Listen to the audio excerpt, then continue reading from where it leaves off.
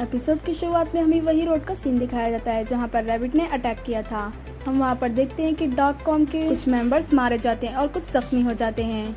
यहाँ पर वो लोग बातें करने लगते हैं कि इस बार के डैमेज बहुत ही ज्यादा खतरनाक थे, उनके अटैक्स वगैरह सभी बहुत ज्यादा खतरनाक थे। दूसरा मेंबर पूछता है कि रैबिट के पास नेकलेस और तलवार दो भी हैं, तो आखिर दुनिया खत्म क्यों नहीं हुई? हमें तो यही बताया गया था ना। तो यहाँ पर लेफ्टिनेंट आकर बोलती है कि तो फिर ठीक है, चलो रैबिट से जाकर ही पूछ लेते हैं। और हम देखते हैं कि उसे रैबिट की लोकेशन मालूम होती है और वो बोलती है कि सभी लोग तैयार हो जाओ, हमें रैबिट को पकड़ने जाना है। फिर यहाँ पर वो जे के पास आती है और बोलती है कि पहले तो मुझे तुम पर शक हुआ था, लेकिन अब तुमने अपनी काबिलियत को साबित कर दिया रैबिट के ऊपर अकेले अटैक करके। क्या तुम चल सकते हो? यहाँ पर हम देखते हैं कि जे बहुत ही ज्यादा जख्मी होता है, इसलिए वो नीचे गिर जाता है। फिर एक दूसरा मेंबर यानी कि वही डेमन आता है और बोलता है कि मैं चलूंगा, अब मैं बिल्कुल अच्छी तरीके से रेडी हूँ। और यहाँ पर जे को मालूम हो जाता है कि वो एक डेमन है। फिर वो लोग रैबिट का शिकार करने के लिए रेडी हो जाते हैं। और फिर हमें दूसरा सीन दिखाया जाता है जहाँ पर वो ब्लू एंड रेड वाले डायमंड दांते को और वो अमीर पर्सन और कुछ लोगों को पकड़ लेते हैं। वो दोनों भी इन लोगों को एरोप्लेन में लेकर जा रहे थे। फिर यहाँ पर दांते को अपना पास्ट याद आ रहा होता है जहाँ पर उसकी मॉम ने उसे वही नेकलेस देकर बोला था, तुम वादा करो कि तुम इसकी हिफाजत करोगे। तो यहाँ पर उसका भाई बोलता है कि मुझे भी एक चाहिए, तो उसकी मॉम उसे भी वो ब्लू वाला नेकलेस दे देती है। फिर यहाँ पर दांते अपने भाई को चिढ़ाने लगता है और बोलता है कि तुम्हारा नेकलेस छोटा है। तो यहाँ पर उसका भाई बोलता है कि जरा दिखाना मुझे, और फिर दांते उसे दूर हटाने के लिए धक्का देता है, लेकिन वो बहुत ज्यादा पावरफुल होता है और हमें पता चलता है कि वो बचपन से ही इतना ज्यादा ताकतवर था। और वो दोनों लड़ने लगते हैं। फिर हमें दूसरा सीन दिखाया जाता है जहाँ पर दांते को नींद नहीं आ रही होती, तो उसकी मॉम उससे पूछती है कि तुम्हें कौन सी कहानी सुननी है। तो यहाँ पर दांते बोलता है कि डैड के बारे में बताइए, क्या हम उनसे मिलने वाले हैं? यहाँ पर उसकी मॉम बोलती है तो फिर ठीक है, मैं तुम्हारी डैड की ही कहानी सुनाती हूँ। लेकिन उसकी मॉम कहानी सुनाने से पहले थोड़ा हिचकिचा रही थी और बोल रही थी कि तुम्हारे डैड एक।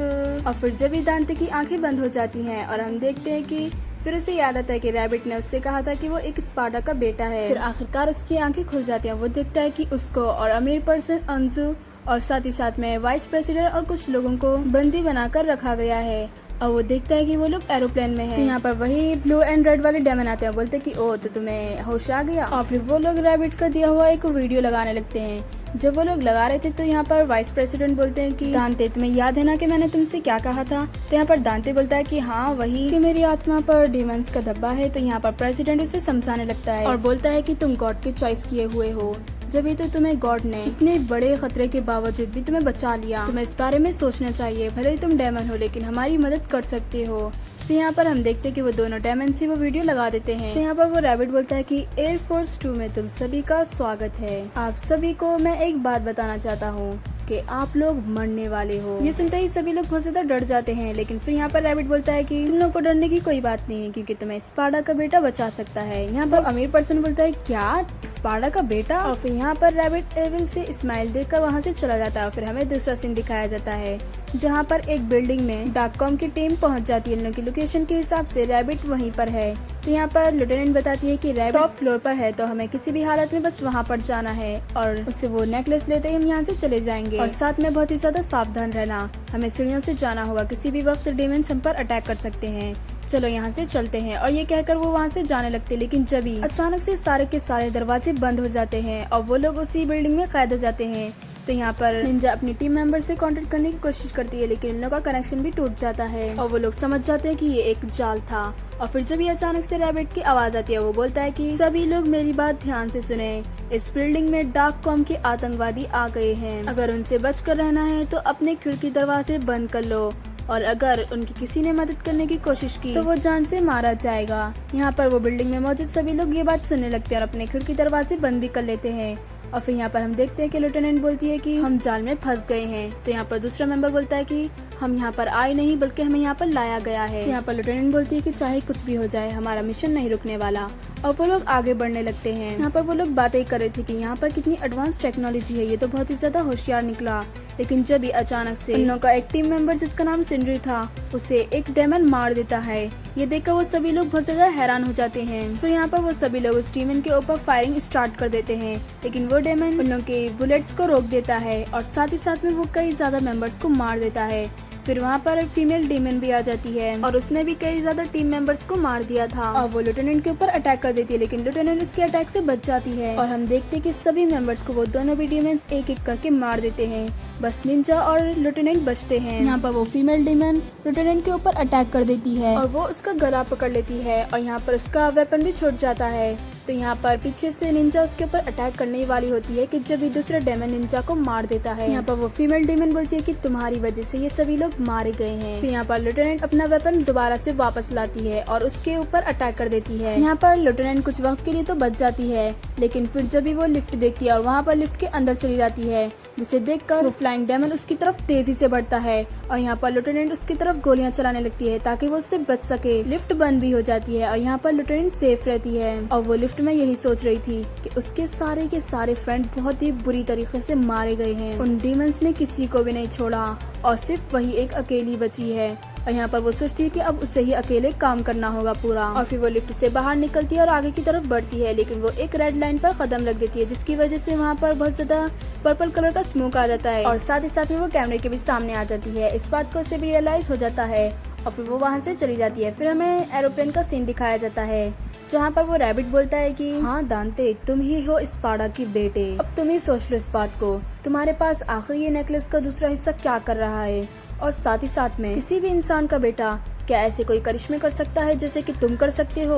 और मुझे पता है तुम भी किसी हद तक ये मानते हो कि तुम्हारे अंदर डीमन का खून है। मैं चाहूँ तो तुम्हें एक के बाद एक बहुत ज्यादा प्रूफ दे सकता हूँ, लेकिन इसकी कोई जरूरत नहीं है। अब तुम इस बात पर गौर कर लो, तुम्हारे अंदर कितना घमंड है, जैसे कि तुम किसी बड़ी हस्ती के बेटे हो और तुम्हें कुछ फर्क नहीं पड़ता कि हमारी दुनिया के साथ क्या हो, बिल्कुल अपनी बाप की तरह। तुम्हारे बाप ने हम डीमंस को आग में जलने के लिए छोड़ दिया और हमें हेल में कैद कर दिया और खुद यहाँ पर इंसानों की दुनिया में एक हीरो की तरह रहने लगे और अब तुम भी उन्हीं के रास्ते पर चल रहे हो। तुम्हारा बाप एक बस भगोड़ा था और कायर था और तुम भी बिल्कुल उसी की तरह हो। यहाँ पर वो रैबिट बोलने लगता है कि ओ माफ करना, पुरानी यादें ताजा हो गई, लेकिन मैं तुम लोग को बता दूं कि इस पूरे एरोप्लेन में एक्सप्लोजन है। मेरे साथी जैसे ही ये बटन दबा देंगे तुम लोग सभी के सब हवा में ही मारे जाओगे, लेकिन घबराने की कोई बात नहीं है। अगर स्पार्डा का बेटा चाहे तो वो अपने अंदर के डेविल को जगाकर सभी को बचा सकता है। और ये कहकर वो वहाँ से चला जाता है और फिर हम देखते हैं कि दांते को इन बातों पर यकीन ही नहीं हो रहा होता और वो बोलता है कि भले ही मेरे बाप डीमन रहे होंगे, लेकिन वो स्पार्डा तो नहीं हो सकती, ये बस एक कहानी है। तो यहाँ पर वो ब्लू वाला डीमन बोलता है कि ये कहानी नहीं है, बल्कि हम लोग 2 लाख सालों तक उसी हेल में जलते आए हैं और तुम्हारे बाप की वजह से। तो दांते बोलता है कि देखा, मैंने कहा था ना, आखिर मेरे बाप 2 लाख साल तक कैसे जिंदा रह सकते हैं, मैं तो इतना जवान हूँ। तो यहाँ पर वाइस प्रेसिडेंट बोलते हैं कि इंसानों की और डीमंस की उम्र में बहुत ज्यादा फर्क होता है, तुम्हारे बाप इतने सालों तक जिंदा रह सकते हैं। तो फिर यहाँ पर वो अमीर पर्सन बोलता है कि सभी लोग सुनो, हमें डरने की कोई बात नहीं है क्योंकि हमारा दांते हमें बचा सकता है। फिर दांते बोलता है कि इन 2 चिरकुटों को तो मैं आसानी के साथ मार सकता हूँ, सबसे पहले तो मैं ये ब्लू वाले को मारूंगा और फिर रेड को। तो यहाँ पर वही ब्लू वाला डीमन बोलता है कि ओ देखो तो सही, ये बात कौन कह रहा है, तुमने तो अपने भाई और माँ को भी नहीं बचा पाया, तो हमें क्या मारोगे। यहाँ पर दांते थोड़ा घबरा जाता है क्योंकि उसे अपनी पुरानी मेमोरीज याद आ रही होती है। फिर यहाँ पर वो रेड वाला बोलता है कि हाँ, रैबिट ने बिल्कुल सही कहा था, ये डरपोक था, जब डीमंस की माँ और भाई को मार रहे थे तो ये छुपा हुआ था। तो यहाँ पर दांते बोलता है कि मैं जब छोटा था लेकिन अब मैं बड़ा हूँ तो मैं तुम लोगों को आसानी के साथ हरा सकता हूँ। और ये कहकर वो उन रस्सियों को, मतलब जिस भी चीज से वो बंधा हुआ है, उसको तोड़ देता है और वो उन लोग के ऊपर अटैक कर देता है। जब हमें लेफ्टिनेंट का सीन दिखाया जाता है जहाँ पर टॉप फ्लोर पर जाने की कोशिश कर रही होती है, लेकिन उसे स्मोक की वजह से बहुत ज्यादा वहम दिख रहे होते हैं। उसे दिखता है कि उसके सामने कोई डेमन है और जब वो वहाँ से भाग जाती है तो उसे अपने दोस्तों का वहम दिखता है कि उसके दोस्त उससे बोल रहे हैं, तुम हमारी मौत की जिम्मेदार हो लेफ्टिनेंट, तुमने ही हमें मारा है। और फिर जब वो वहाँ से भाग जाती है तो वो अपने डैड के पास जाती है जहाँ पर उसका डैड बोलता है कि ये तुमने क्या किया लेफ्टिनेंट, देखो। और वो उससे बचने के लिए पीछे हटती है, लेकिन जब भी वो नीचे गिर जाती है और फिर हम देखते हैं कि वही फ्लाइंग डीमन उसके पास आते रहता है। तो वो बोलती है कि नहीं, बस ये मेरा वहम है। और वो बस इतना बोलती है कि जब वो फ्लाइंग डीमन उसके ऊपर अटैक कर देता है, लेकिन वो उसके अटैक को टॉच कर लेती है और बोलती है कि ये मेरा वहम नहीं है। और फिर वो उसके ऊपर कुछ फायरिंग करके वहाँ से भागने लगती है क्योंकि वो उससे फाइट नहीं कर सकती। फिर वो एक दरवाजे के सामने आती है और उसे खोलने की कोशिश करती है, जिसकी वजह से वहाँ पर आवाजें होने लगती हैं और वो आवाजों के पीछे फ्लाइंग डीमन आने लगता है। लेकिन जब भी हम देखते हैं कि वो दरवाजा खोल दिया जाता है, यानी कि वहाँ पर एक डीमन था और वो बोलता है कि तुम्हें यहाँ से चले जाना चाहिए, चले जाओ यहाँ से। और फिर यहाँ पर वो बोलती है कि भागने का कोई रास्ता नहीं है, एक डीमन मेरे पीछे पड़ा हुआ है। तो यहाँ पर वो जो डीमन होता है वो उसके यूनिफॉर्म को देखकर बोलता है कि तुम वही सोल्जर में से हो, चली जाओ यहाँ से। तो यहाँ पर लेफ्टिनेंट बोलती है कि मेरे सारे सोल्जर मारे गए हैं, मैं अकेली हूँ, प्लीज मुझे आने दो। ये सुनकर वो डीमन उसे आने देता है और फिर हम देखते हैं कि वो जो फ्लाइंग डीमन होता है उसे वहाँ पर लेफ्टिनेंट नहीं दिखती, तो वो उसी डीमन के दरवाजे को खटखटाता है। तो वो डीमन लेफ्टिनेंट को छुपा देता है और फिर यहाँ पर फ्लाइंग डीमन अंदर आके सब चीजों को देखने लगता है और वो अपनी तलवार को टेबल के ऊपर मारता है। ऐसे लगता है कि लेफ्टिनेंट इसके नीचे है और यहाँ पर उससे कंफर्म हो गया था कि वो यहाँ पर नहीं है, तो वो वापस चले जाता है। यहाँ पर लेफ्टिनेंट को ये बात नहीं पता थी कि उसे जिसने बचाया है वो असल में डीमन है, तो वो उसकी तरफ बंदूक तान देती है। तो वो डीमन बोलता है कि मैंने तुम्हारी जान बचाई है, लेकिन अब तुम हमें मारने की कोशिश कर रही हो, आखिर तुम ये क्यों कर रही हो? तो यहाँ पर लेफ्टिनेंट बोलती है कि मैं डीमंस के ऊपर भरोसा नहीं कर सकती और उन लोग से पूछती है कि आखिर तुम लोग यहाँ पर क्या कर रहे हो। वो लोग अपनी पूरी भी कहानी स्टार्ट करते हैं। फिर हमें दूसरा सीन दिखाया जाता है जहाँ पर दांते उन 2 डीमन से लड़ रहा होता है। यहाँ पर दांते पहले अच्छी फाइट करता है उन लोग से, लेकिन जैसे ही वो आग का गोला देखता है उसे अपना पास्ट याद आने लगता है, जहाँ पर उसका घर जल रहा होता है और उसकी माँ और उसके भाई की लाश पड़ी हुई होती है। उसका ये पास्ट याद करने की वजह से वो बहुत ज्यादा कमजोर पड़ जाता है और वो जो 2 डीमंस थे वो उससे बहुत ज्यादा उकसा रहे होते हैं और बोलते हैं कि तू सच में अपने बाप की तरह है। अगर तेरा बाप इतना ही ज्यादा ताकतवर था तो वो अपने बीवी और बच्चों को बचाने क्यों नहीं आया? और ये सब बातें करते हुए उसके ऊपर अटैक कर रहे होते हैं। यहाँ पर दांते उन लोगों से मार खा रहा होता है क्योंकि वो अपने पास्ट को याद कर रहा था कि आखिर उसकी माँ और उसका भाई कैसे मारा गया, लेकिन वो नहीं बचा पाया। यहाँ पर हम देखते हैं कि रेड वाला डीमन दांते को तलवार मार देता है, जिसकी वजह से दांते नीचे गिर जाता है और यहाँ पर वो एक औरत की तरफ देखता है जिसके आंखों में आंसू थे और वो औरत उसको उसकी माँ की तरह दिख रही होती है। उसकी माँ बोलती है कि तुम्हारे डैड बहुत ज्यादा ताकतवर थे, वो दुनिया के सबसे बड़े जाबाज थे, उन्होंने हमारी आजादी के लिए फाइट की। और यहाँ पर हम देखते हैं कि दांते की अचानक से आंखें रेड हो जाती हैं और यहाँ पर वो रेड वाला डीमन उसके ऊपर अटैक कर रहा होता है तलवार से, लेकिन जब ही दांते उठ जाता है और उसकी तलवार को पकड़ लेता है और यहाँ पर हम देखते हैं कि उसका हाथ डीमन का हाथ हो गया था और वो अपने हाथ के जरिए से उस रेड डीमन को दूर फेंक देता है। फिर यहाँ पर वो सोचता है कि शायद कि ये मेरा डीमन फॉर्म है और यहाँ पर उसे यकीन हो जाता है कि वो स्पार्टा का ही बेटा है। फिर यहाँ पर ब्लू वाला डीमन बोलता है कि अब ये तैयार है, चलो इस जहाज को उड़ा दो। और यहाँ पर हम देखते हैं कि रेड वाला डीमन ऐसा करने से मना कर देता है। वो चाहता था कि पहले वो दांते को अपने हाथों से मार दे और फिर रैबिट से कोई बहाना बना देगा। फिर वो उसकी तरफ तलवार लेकर अटैक करता है, लेकिन दांते उसके अटैक को टॉर्च करके उसका हाथ काट देता है और उसी की तलवार लेकर उसे जान से मार देता है। और अपने भाई की मौत को देखकर वो ब्लू वाला डीमन बहुत ज्यादा हैरान हो जाता है।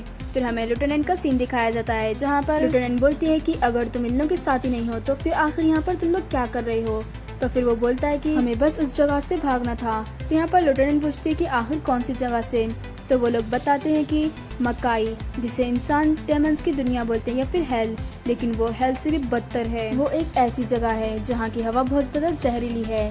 वहाँ पर सिर्फ हाई रैंक के डीमंस ही रह सकते हैं, लेकिन हम जैसे डीमंस को वहाँ पर तो रहना बहुत ज्यादा मुश्किल रहता था, बल्कि सांस भी नहीं ले सकते थे, जिसकी वजह से हमारे बच्चे मारे जाते थे। हम इन सब चीजों से बहुत ज्यादा परेशान हो गए थे, लेकिन जब ही रैबिट एक डिवाइस लेकर आया था और उसने हमें यकीन दिलाया था कि वो हमें एक अच्छी दुनिया में लेकर जाएगा, और उसने एक पोर्टल भी खोला था जिसके जरिए से दर्जनों में डीमंस यहाँ पर आ गए हैं। लेकिन वो सभी डीमंस इन लोगों के जैसे नहीं हैं, वो तो बस अपनी जान बचाना चाहते थे। और यहाँ पर आने के बाद भी हमें पता चला कि यहाँ की दुनिया तो हमारे लिए और भी ज्यादा मुश्किल है, क्योंकि यहाँ के लोग हमसे नफरत करते हैं, इसीलिए हम ऐसे चुप कर रहते हैं और रैबिट के हम लोग सारे भी ऑर्डर्स मानते हैं। दरअसल वो अनाथ बच्चों पर एक जानलेवा एक्सपेरिमेंट करता है। ये सुनकर लेफ्टिनेंट बहुत ही ज्यादा शॉक हो जाती है, लेकिन फिर वो बोलती है कि मेरे लिए डीमंस पर भरोसा करना बहुत ज्यादा मुश्किल है, लेकिन फिर भी इतना सब कुछ होने के बाद मैं तुम्हें जाने देती हूँ। और ये कहकर वो वहाँ से जाने लगती है और बोलती है कि मैं सबसे पहले तो अपनी बैकअप टीम को अंदर लाऊंगी और फिर उस रैबिट का शिकार करूंगी। तुम्हें कुछ भी नहीं होगा, तुम्हारी फैमिली को और साथ ही साथ में दूसरी फैमिलीज को। और ये कहकर वो वहाँ से चली जाती है और फिर हमें दोबारा से एरोप्लेन का सीन दिखाया जाता है, जहाँ पर वो ब्लू वाला डीमन बहुत ज्यादा उदास हो जाता है और वो बदला लेने के लिए उस बटन को दबाने लगता है, जिसे देख दांते आगे बढ़ता है और उसे रोकने की कोशिश करता है, लेकिन जब तक वो बटन दबा देता है और हम देखते कि एरोप्लेन में बहुत ज्यादा जोर का धमाका होता है, जिससे पूरे भी लोग नीचे गिरने लगते हैं। तो इसी के साथ ये एपिसोड यहीं पर खत्म होता है। अगर आपको ये एपिसोड पसंद आया तो लाइक कीजिए और सब्सक्राइब करना मत भूलिए। तो मिलते हैं अगली वीडियो में, जब तक के लिए बाय बाय।